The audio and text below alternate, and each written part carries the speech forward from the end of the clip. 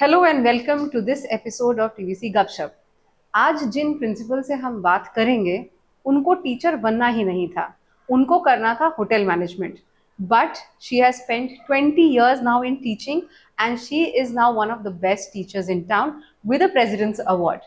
So we are here today with Ishita Dey, principal of Tarapore School, Agrico. Ma'am, welcome to our podcast. And like I said, you told me that you never wanted to be a teacher. Tell us about that experience और कब जब तक आप I teaching में तब तक आपको कैसा लगने लगा? First of all, thank you, Antara, and to your entire team. Yes, I never wanted to be a teacher. I always wanted to take hotel management as my profession, but my father was not very eager on this. And he always said that you will make a good teacher. Why don't you try? So after doing my plus two from Rajendra Vidyalaya, I did my graduation from Bhubaneswar. Even at that time, my father, he kept telling me that why don't you get yourself enrolled in the regional college, because there at that time they were doing the graduation along with the B.Ed degree. But I said no, but I don't want to be a teacher, so I didn't enroll myself there. I did my graduation with economics honors.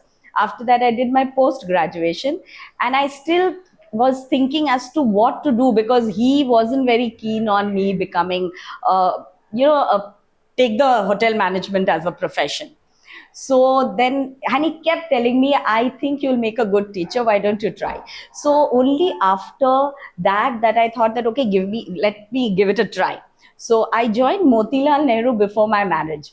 And there I was given class 4, and Ashu ma'am was the principal, not the principal, but the vice principal at that time. So once I started teaching and once I started interacting with these young children, I found a lot of happiness. And then I thought that, yeah, this is actually, I think, was my calling. And then, of course, I taught there for 1.5 years. Then I had to take a break of around 7-8 years after my marriage. And then again, my husband started telling me that you must join a school and you have the knack, because he saw me teaching my own child. And I always, taught him with a lot of activities and all. So it was at that time that I again started looking for a job.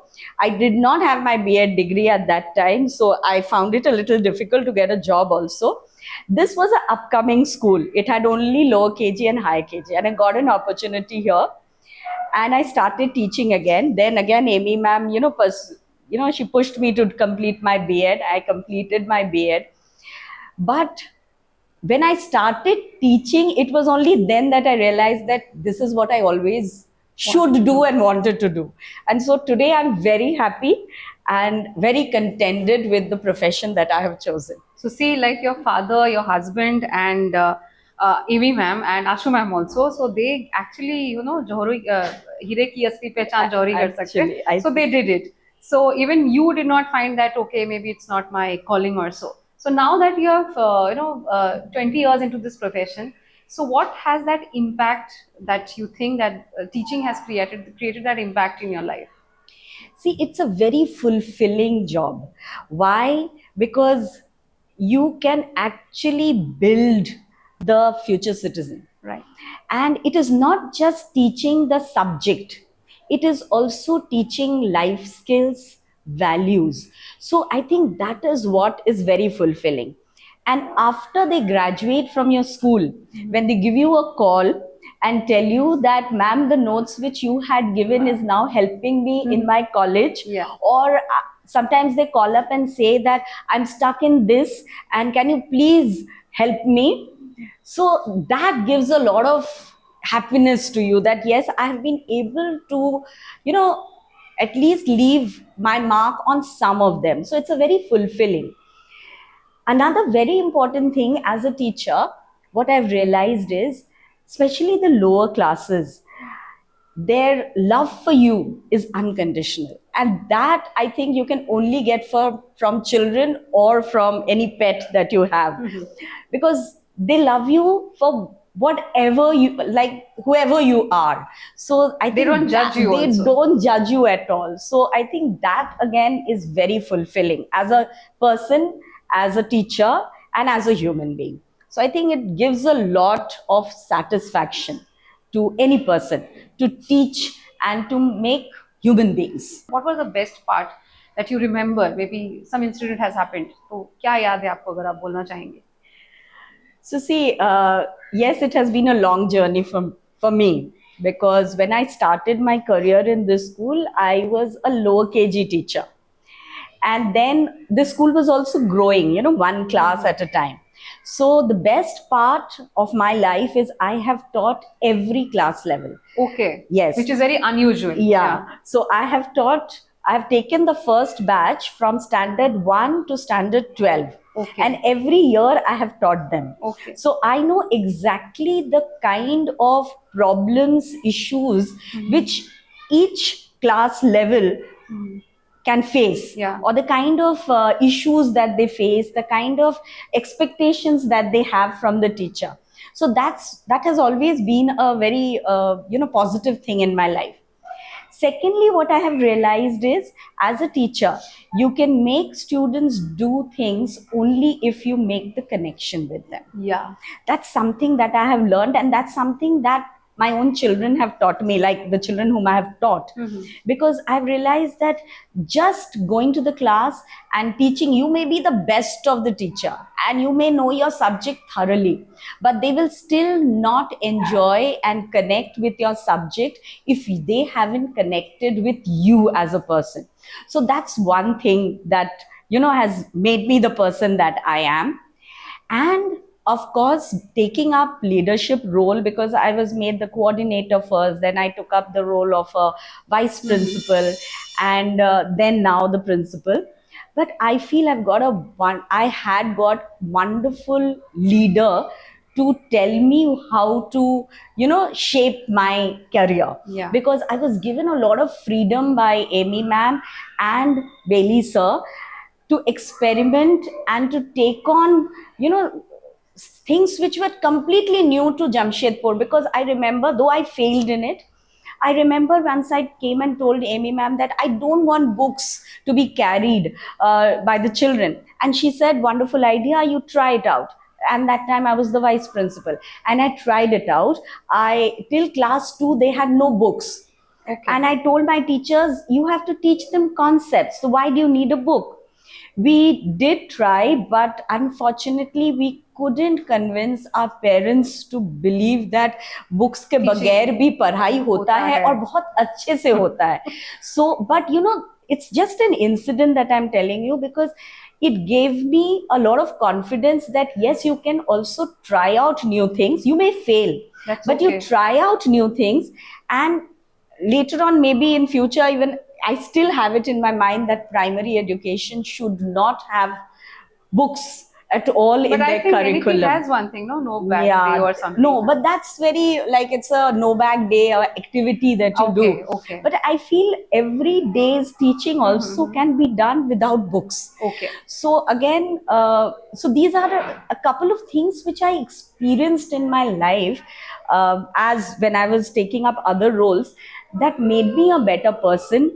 And now that I have become a principal and leading a school, all those little things actually is helping me a lot in taking decisions. Right. And you said that, you have to have a very good connection with students.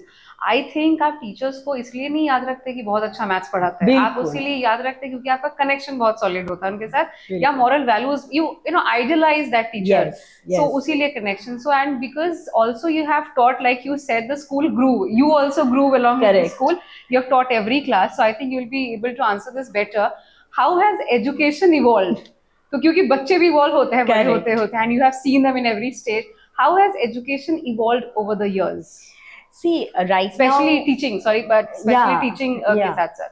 So see, right now, and especially post-COVID, technology is now playing a very important role, which was not there earlier. Because when we were students, or even like 10 years down the line, if you see, you will not find teachers using technology in the school. It was more of chalk and board and all that.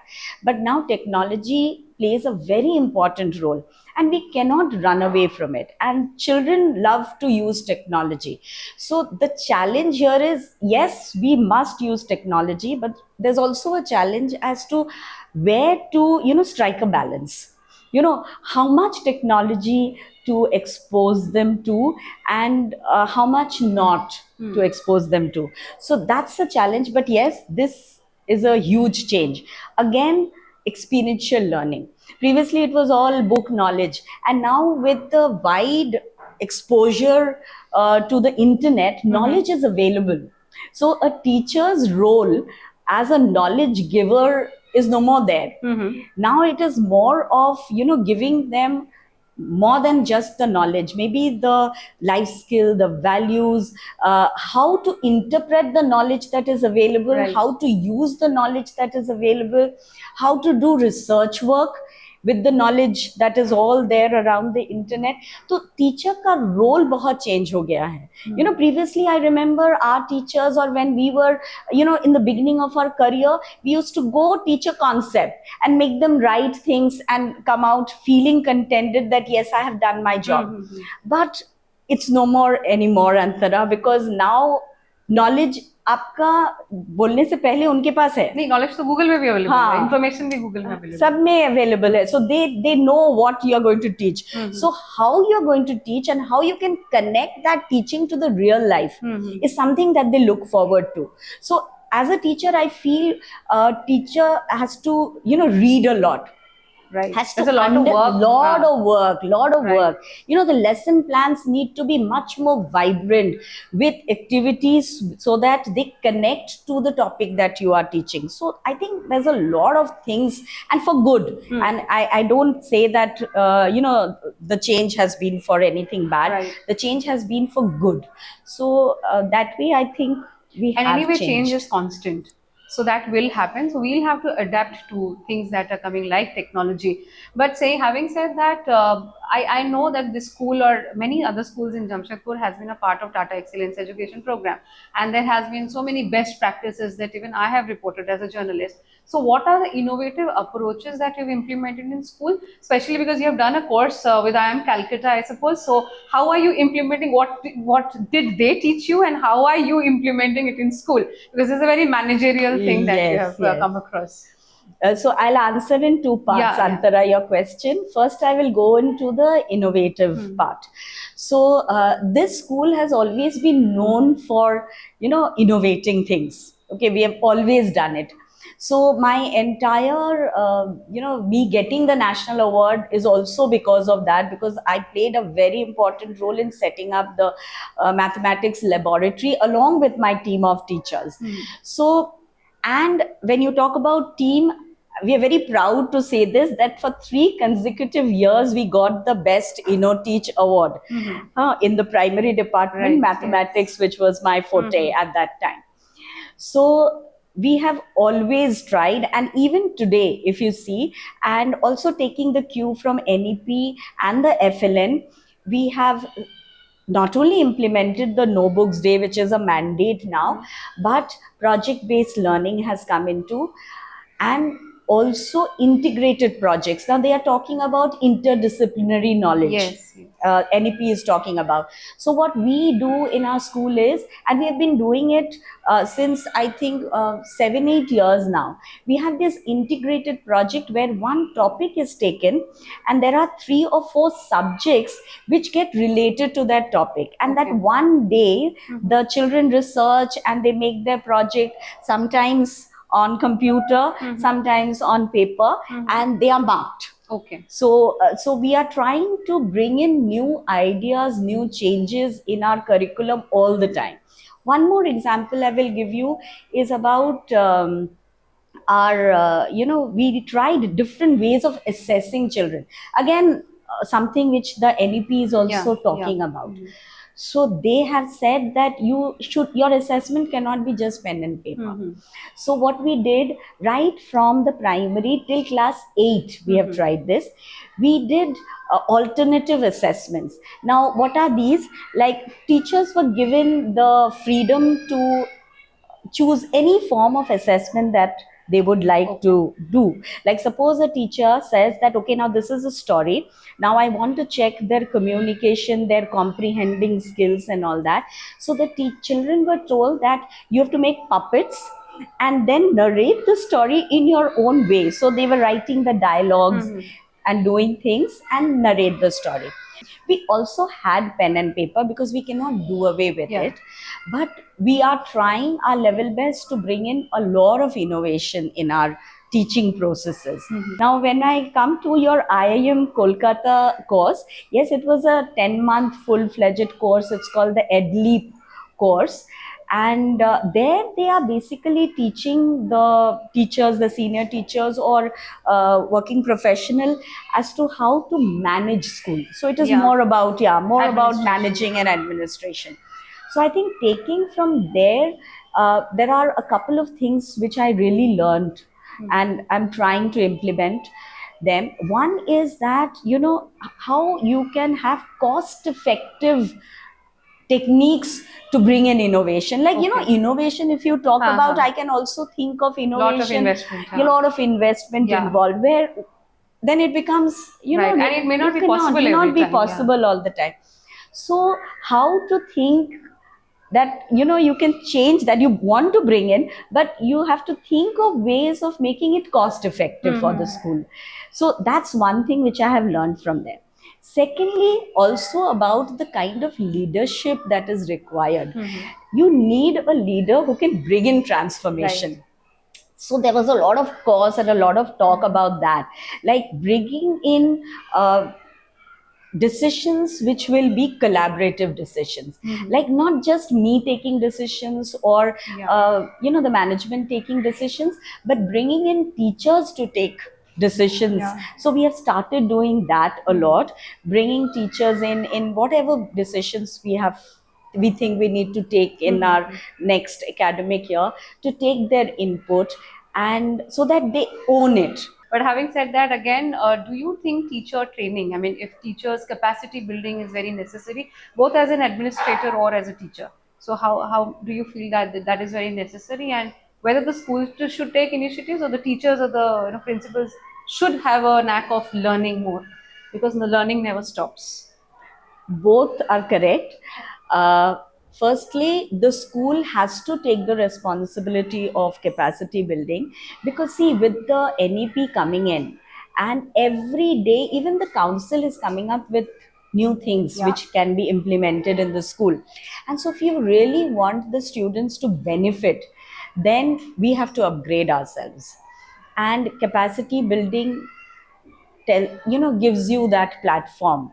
So the school, we at Tarapore School, we never miss an opportunity which comes our way to send teachers for different training, be it the council training, because the council also conducts a lot of training, or be it any external training if we really feel that it would benefit our teachers. But having said that, it is also the responsibility of the teacher to upgrade themselves. And just to boost this up, something which I would like to share is, from this year what we have done is, if you enroll yourself, if a teacher enrolls in any course, and if she gets an excellent grade, like if she scores, if in her assessment, if she scores very high, the school will reimburse and pay 50% of the course fee. Okay, that's amazing. Yes. So just to help them to take up new courses. So that's an encouragement also. Yeah, it's an encouragement, and we have also added that in the teachers' KRA, because when you are taking a course, you are putting in so much of effort. Of course. So it must reflect in your KRA. So we have also added, like, in the last couple of months or couple of years, the kind of courses that you have taken. So I think the responsibility is both sides. Yeah. The school, of course, yes, but the teachers must also take it up very seriously. Otherwise, in years to come, they are going to become redundant and obsolete. Of course. So even learning doesn't stop for teachers also. They should also learn, and now it's a lot of work for teachers also. So now FLN, Foundation Literacy and Numeracy, you have been playing an integral part. How do you think that Jamshedpur schools or your schools, if you can elaborate a little bit about FLN implemented in schools and how it is ongoing, and how our teachers or students taking it in?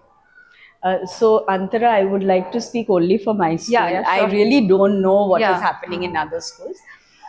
So I consider myself to be truly blessed, because when the NEP came in or when the FLN came in, a lot of things were already in place in our school. Yeah.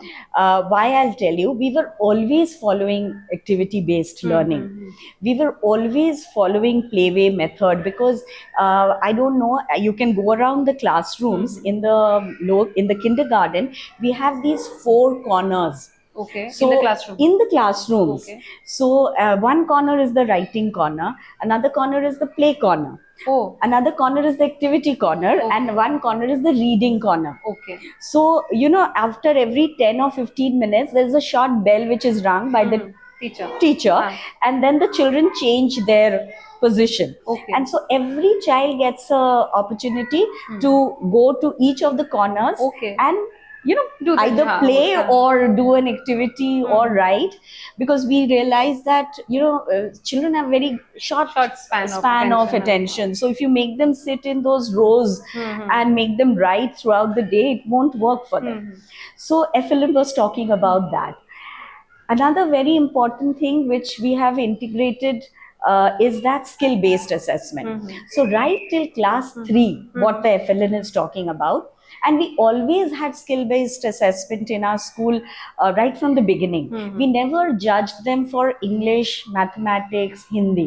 We always had broken down English into, I can speak 3 to 4 sentences. Oh, okay. All right. Or I can communicate and express my emotion in words. Okay. So they are all skill-based assessment. We were doing it, but yes, now with the FLN coming in, we had to map our skills with the FLN skills and tweak it a little bit. So in our school, we are doing it wonderfully. Okay. And the teachers also did not find it difficult, because things were already in place. A lot of things were already in place.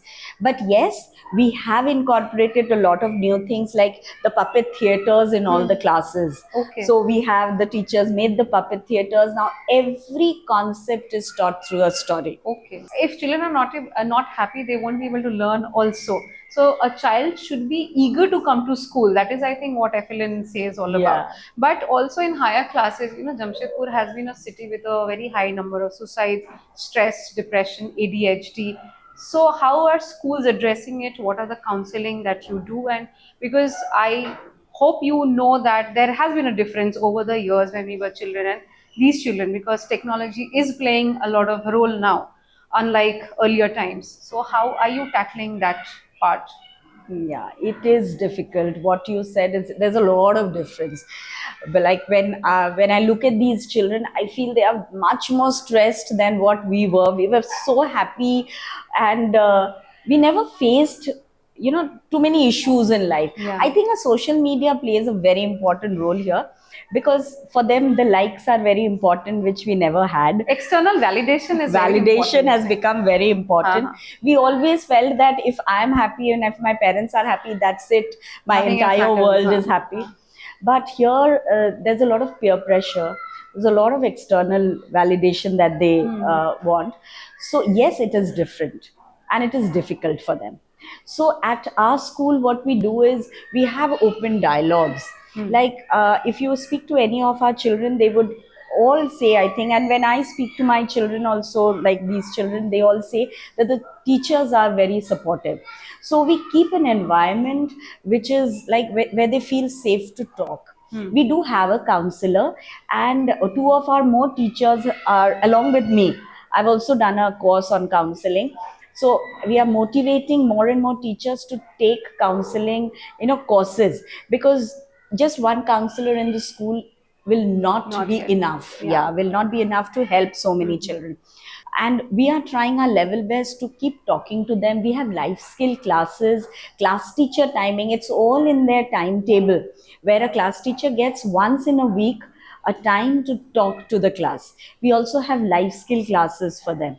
So at our end, we are trying our level best. We also speak to the parents wherever we feel it's important to speak to them. Sometimes the parents also require a lot of counseling.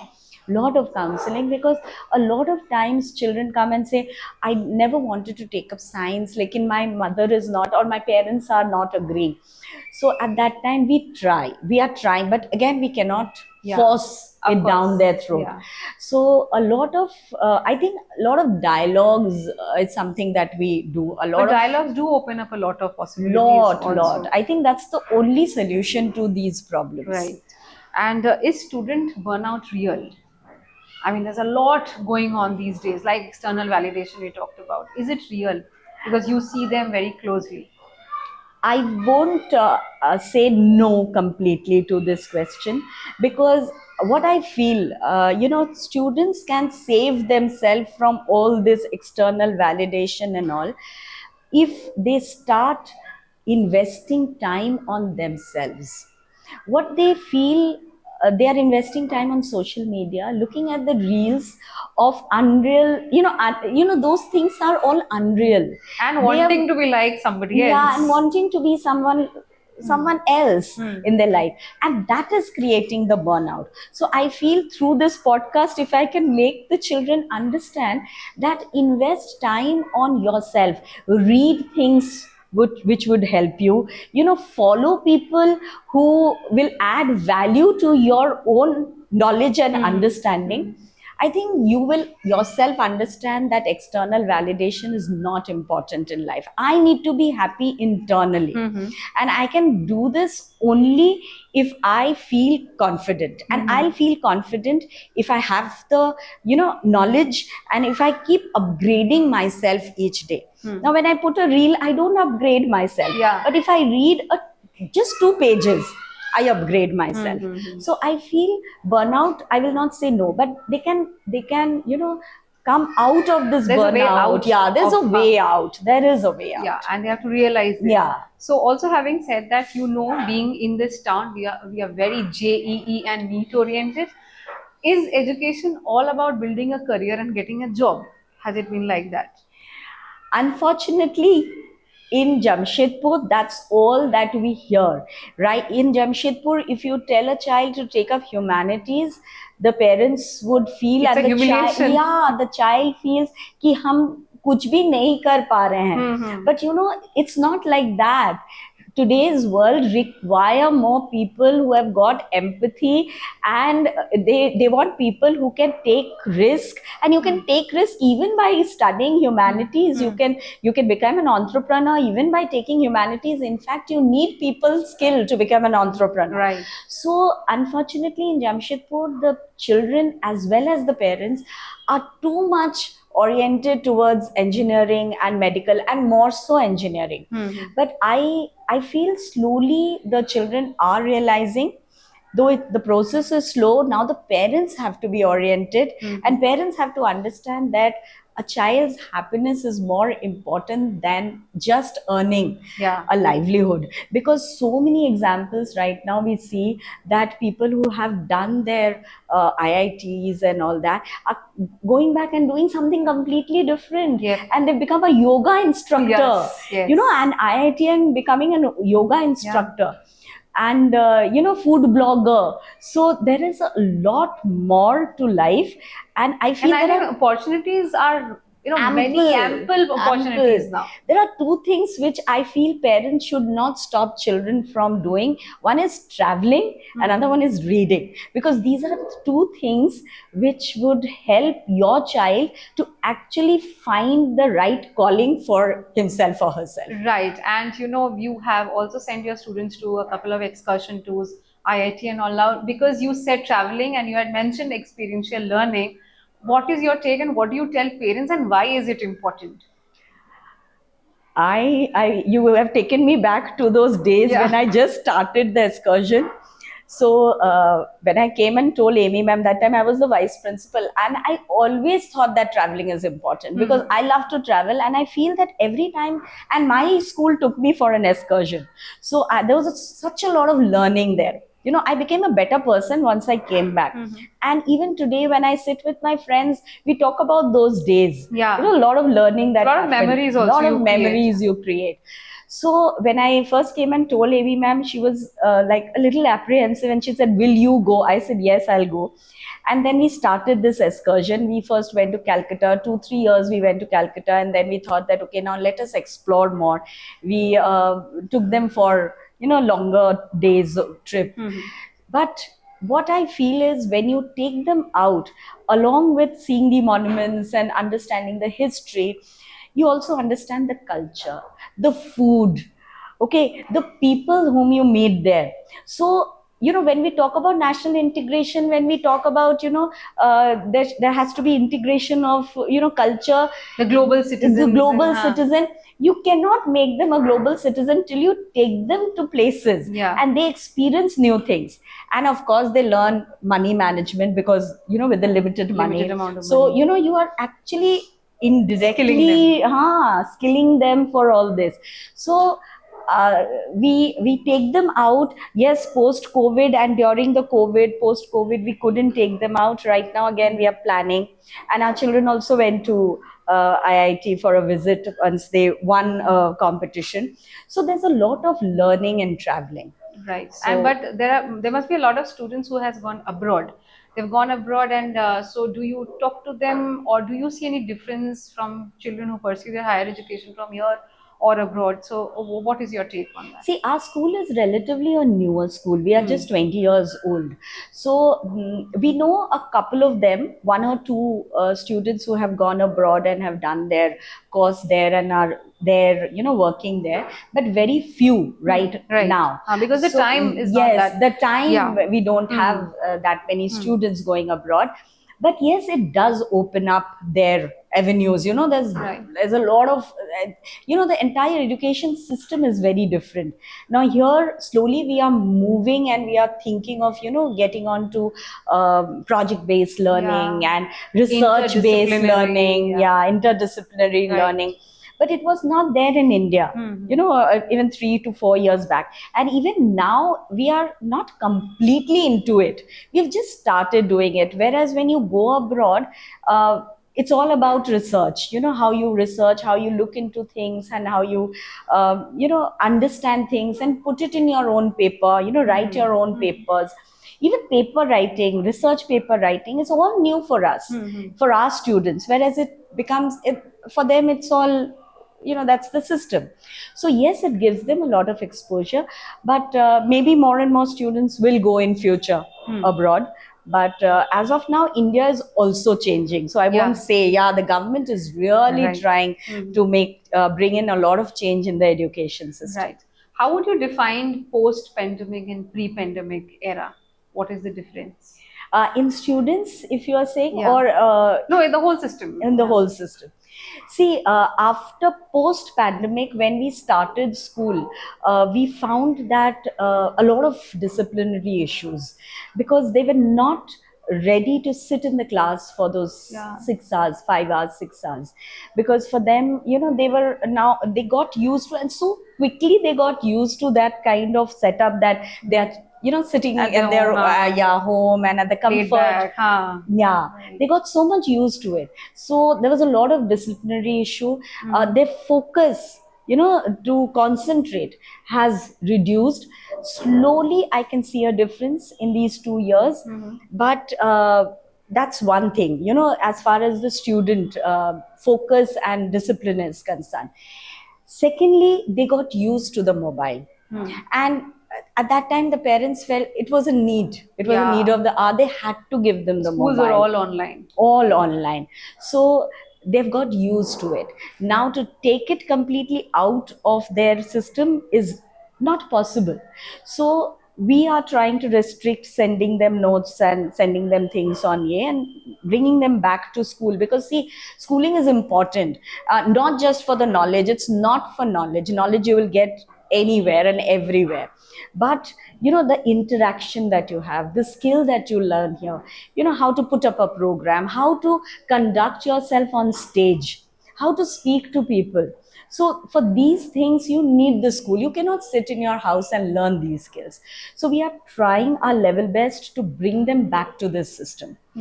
As far as teachers are concerned, that is a positive change, because now my teachers are all techno savvy. Yeah. They can handle technology, and we never thought that we would, adapt so well Quickly, to yeah. technology, so well to the change. So right now, all our things are online, and teachers are all well equipped to do it all online. So I think there's a positive change that way. So there are both positives and a few negatives, which I spoke to you about. Even for children, right now, you tell them something, and the immediate reaction is, okay, I'll find out in the Google, which is a good thing. There's nothing bad in it. Yeah. Okay, and I'll find out what's there in YouTube. Even like simple things like how to, if you get stuck. Even teachers, I have noticed, if you get stuck in certain thing, okay, let me see what the YouTube says. You get solutions easier. Yeah, so why not? So I feel if the technology can be used positively, even for children, I'm saying, because technology is a boon. I mean, it's not completely a bad Second, how you thing. use it. Yeah. It's how you use it. So I feel there are good things which happen post pandemic, but we need to now learn how to use technology better. What is your take on inclusive education? Because we have been talking a lot about inclusivity, but not many schools have implemented so. But I think your school is one of the first ones to do it. So a bit about inclusive education. Thank you, Antara, for asking this question, because this is very close to my heart also, the entire topic. Yes, right from the beginning, and it's there in our vision also. Like, we want people who are in different stratas, also, the marginalized people, along with people with special needs, to be included in the school. And we have been doing it right from the beginning. And through this podcast, I would also like to tell all the other schools that the council gives a lot of concession to students who are intellectually not up to the level Yeah. of the other students. So we have had students who we applied for the concessions, and they have passed their 10th and the 12th. And yes, so we have, including that, we also have children with ADHD and autism. Our school, we have a policy of taking in these children. We have a special educator, and of course there's a lot of hard work of our teachers here, because I salute to the teachers, because to have a child like that in the class, they also need to take care of the child as well as sensitize the other students Of course. of the needs, How to behave with yes, them. of the needs of that child. So I salute to my teachers here, because they actually go out of their way to ensure that these children are well taken care of. We also have the provision where cases where the children are very unruly, or ADHD especially, we keep a attendant to take care of the child. And we see the special educator plans out curriculum for them separately, meets the teachers, the parents separately, to tell them what kind of treatment can be done, or where to take this child. Sometimes, unfortunately, in Jamshedpur, we do not have places for these children where they can get occupational therapy done. Right. So, we direct them to Calcutta. So she contacts those people. So not only this, if you talk about inclusive education, we also have children from Mastiki Pathshala. Okay. Yes. So, and we give them free education. Okay. Bailey sir, right in the beginning, when he was approached, he said that no fees to be taken from these children, which is again something which Tarapore School does, because I feel the other schools, because Tata Steel was ready to pay the fees, but we don't take any fees from them. And we have Mastiki Pathshala children studying here. We have children with learning disabilities, and we try and bring them up to that level where the council will allow them the concession. We also have children with special needs, and I think this is the right time to tell that we also applied for an award, the India Didactic Award, in Okay. inclusive education, and our school was chosen to be among the top 8 schools across India. I Oh, think there were around 169 applications which came, okay. and Tarapore School was among the top 8, and we That's were amazing. recognized. Yeah, we Yeah. were recognized for providing inclusive education to the Amazing. students. Because initially we used to think that, these students are very different and there has to be a separate school. It had happened. So now it's good to learn that they still sit in the same building and they study the same things. It's just the approach, I think, that has to be different Yes, and yes, more, with the open heart you accept those yes. students. So amazing. Right. And the last question would be, how do you define education? I think the toughest question you gave in the end. Having spent so many years, how do you define? You know it better. So how do you define it? uh, Education is, I feel, is all about self improvement, because no external agency can educate you, because there's a lot of difference between getting a certificate and being educated. So when you pass your 10th and you pass your 12th, or you get a graduation degree, it's a degree, it's a certificate that allows you to enter certain, courses or certain positions. But education is much more than that. Education is all about learning about yourself, because that's why reading is important. When we read and when we interact with people more, and when we travel more, we get to see a lot and experience a lot. And I think when the NEP is talking about experiential learning, I think they are getting back to that when you experience, you make it, you follow it better. So it makes you a better person. So education should always make you a better person, Right. rather than just getting a degree and making you eligible for a livelihood.